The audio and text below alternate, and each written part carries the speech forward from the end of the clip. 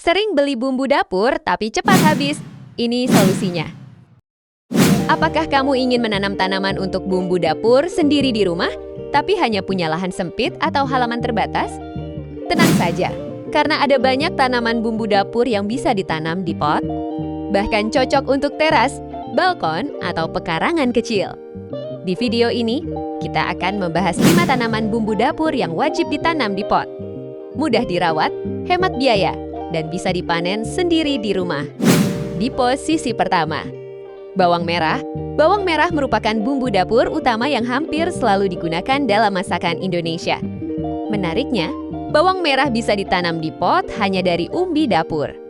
Cukup gunakan pot kecil hingga sedang, letakkan di tempat yang terkena sinar matahari langsung, dan siram secara rutin.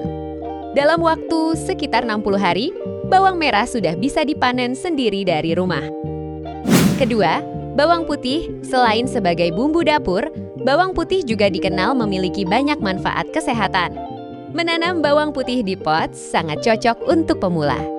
Gunakan siung bawang putih, tanam di pot dengan media tanah gembur, dan pastikan mendapat cahaya matahari yang cukup. Dalam waktu sekitar 2-3 bulan, bawang putih siap dipanen.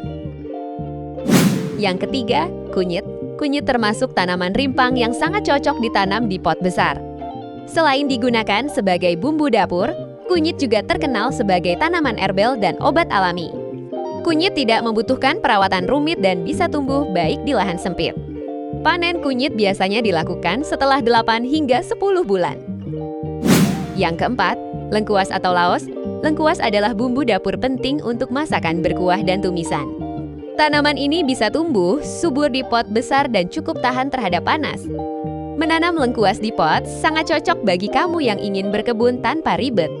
Selain daunnya, rimpangnya bisa dipanen saat sudah cukup besar. Dan yang kelima, serai. Serai merupakan tanaman bumbu dapur yang sangat mudah ditanam di pot. Selain untuk memasak, serai juga sering digunakan sebagai minuman herbal dan pengusir nyamuk alami. Serai tahan panas, cepat tumbuh, dan bisa dipanen berkali-kali. Dengan menanam tanaman bumbu dapur di pot, kamu bisa lebih hemat, sehat, dan tetap produktif meski memiliki lahan terbatas.